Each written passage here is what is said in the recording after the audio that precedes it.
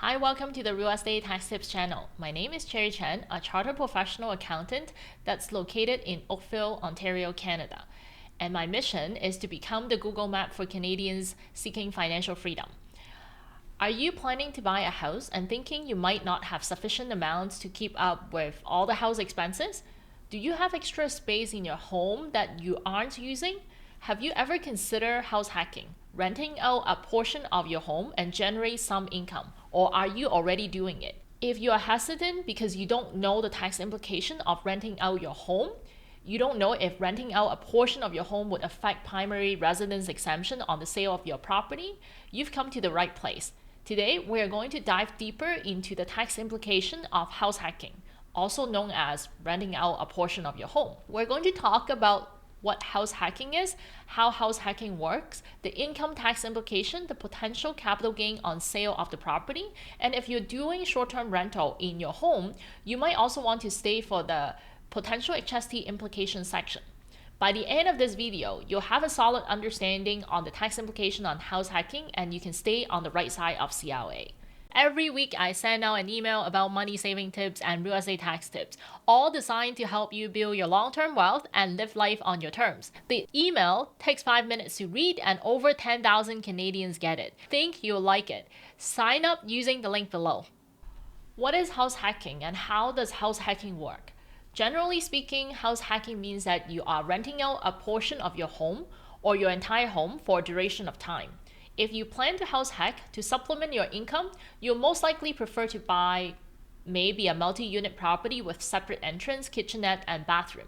Even if this isn't your first home and you've already owned a few properties before, you can still take advantage of some of these house hacking strategies to live in a nicer home or more desirable neighborhoods while saving for your next investment property or just simply having company inside the house.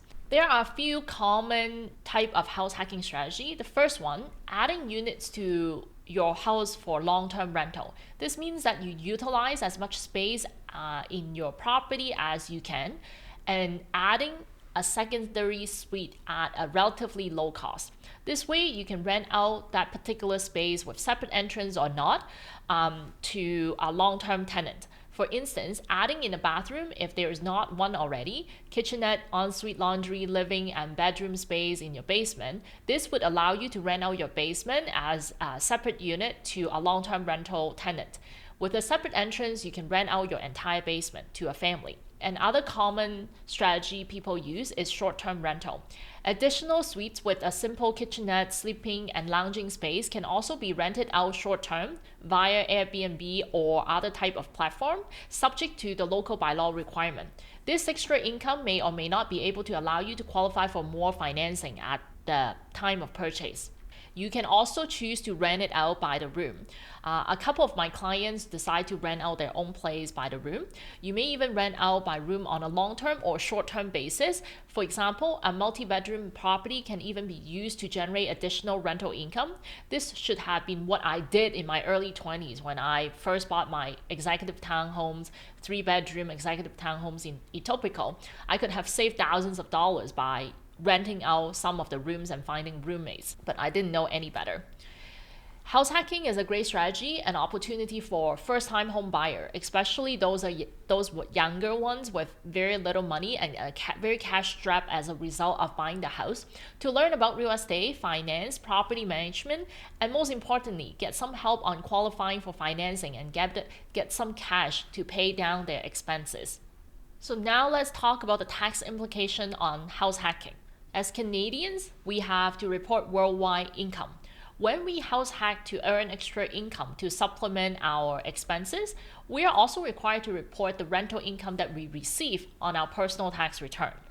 What are the taxes associated with house hacking? Well, there are two major types of tax implication. The first one is the rental income. You have to report the rental income and expenses. The second one is on sale of the property, and that is called capital gain tax on the sale of your home. Now, let's start with discussing the rental income tax implication first. It should not come in as a surprise that we have to report rental income received from renting out a portion of our home. The Income Tax Act also allows taxpayers to deduct the expenses incurred to earn the property income. subject to a bunch of exceptions. When I was doing house hacking a number of years ago, we rented out our walkout basement to a tenant. And our home was a 2-story home on top of the basement. So we have a 3-story house. The basement is one of the story. So I reported the income I received from my tenants on my personal tax return and deduct 1/3 of all the expenses, as one level was rented out of the 3 levels. The expenses that I was allowed to deduct includes property tax, snow removal, mortgage interest, home insurance, utilities, because our lease specified that the utilities are all included, maintenance, advertising expenses that I incur. Those are all the examples of expenses that I would be eligible to deduct. I'm only allowed to deduct 1/3 of the expenses because only the portion that's related to rental would be eligible for deduction. One word of caution though, you will not be able to deduct any capital improvement you have made to the property. If you intend to preserve the primary residence exemption on sale of property, assuming that you still qualify, do not claim capital improvement against your property, your rental unit, if you plan to preserve primary residence exemption and not pay any capital gain tax on the sale of the property. Now, second tax implication is the capital gain tax on sale of the property. One of the few tax-free assets you can own in Canada is investing in your own home. If you sell your primary residence for capital gain, you can shelter your entire capital gain that you make under the primary residence exemption. And this means that you don't pay any tax on the sale of the property. To qualify to claim primary residence exemption, the following criteria must be met.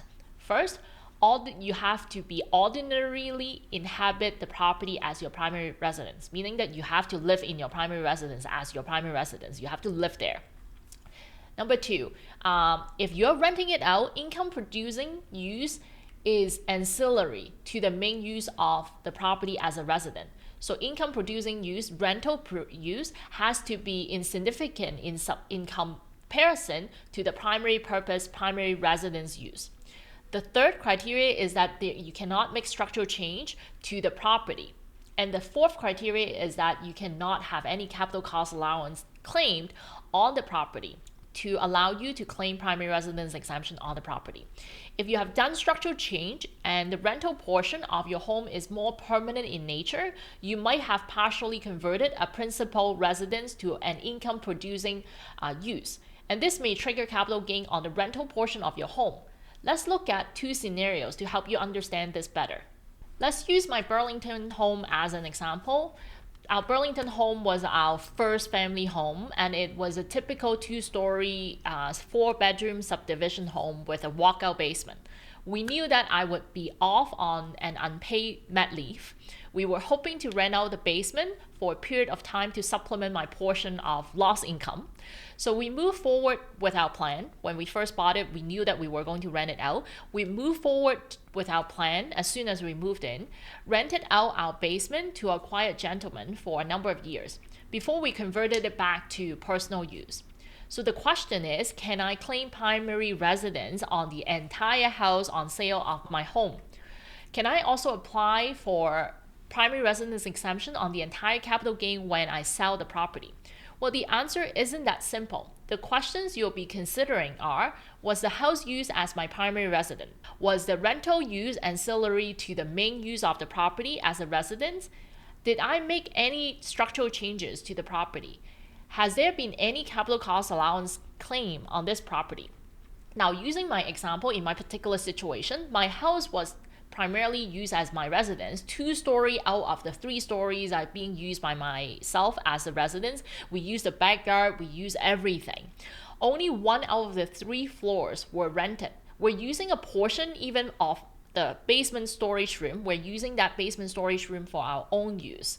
So technically it's more than 2/3 that we're using for our own personal use as our primary residence. We didn't do any structural changes to the property. It was already set up that way. The kitchen was there, the separate bathroom was there, the laundry was already there. We didn't need to do anything to implement the change. We kept it the same way as when we first purchased it. We also never claim capital cost allowance against the property, knowing that if I were to claim some capital cost allowance, I would lose the status to ability to claim primary residence on the sale of the property.